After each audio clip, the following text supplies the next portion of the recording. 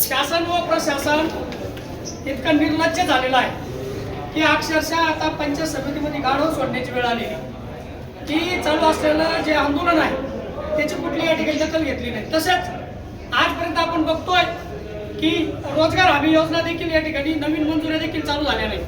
तसेच सोमवारचा दिवस हा बाजारचा दिवस व्हायचा पुढचा, परंतु त्या दिवशी अधिकारी मिटिंग घेतात. म्हणजे आता बीडीओ, सर्व अधिकारी, सर्व ग्रामसेवक आता त्यांची मिटिंग चालू आहे. म्हणजे अनेक नागरिक या ठिकाणी आपण बघतोय आजूबाजूला इथं बसलेले त्यांचे कामं करण्यासाठी, परंतु त्यांच्या मिटिंगा चालू आहे, त्याच्यामुळे नागरिक त्रस्त आहे.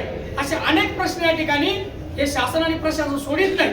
त्याच्यामुळे या ठिकाणी आंदोलनग्रस्त होऊन आज या ठिकाणी त्यांनी गाढवा पंचायत समितीमध्ये आणलेलं आहे. म्हणजे याचा एकच उद्देश आहे की शासन आणि प्रशासन गाढवागत झालेलं आहे आणि म्हणून हे गाढवा या ठिकाणी पंचायत समितीमध्ये आणलेले आणि जर यांना तात्काळ जागा आली नाही तर या ठिकाणी हे गाढवात आणि यांच्यात कुठलाही बदल नाही असं आपल्याला या ठिकाणी वाटतं. लोकांचे या ठिकाणी प्रश्न तात्काळ सुटले पाहिजे, नवीन मंजुरी या ठिकाणी दिल्या पाहिजे. आणि आतापर्यंत शेतकऱ्यांनी स्वतःच्या विहिरी खोदल्या, शेततळे खोदले, परंतु एकचही बिल या ठिकाणी आतापर्यंत पडलेलं नाही.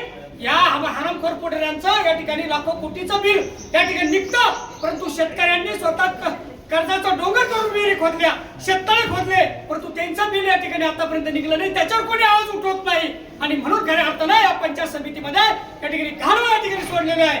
येणाऱ्या काळामध्ये जर शेतकऱ्यांना न्याय मिळाला नाही, ज्या जमिनीला जर न्याय मिळाला नाही आणि या आंदोलनकर्त्याच्या ठिकाणी जर दखल घेतली नाही तर या ठिकाणी जसे आज या पंचायत समिती आवारामध्ये जसे गाढव आणले तसे ह्या गाढवाला जेव्हा हे सत्ताधारी आणि हे अधिकारी जेव्हा रोडवर येतील तेव्हा ह्या गाढवामध्ये या ठिकाणी रोडवरती या ठिकाणी ठोकल्या जाईल असं या ठिकाणी आवाहन करतो. थांबतो. शेतकरी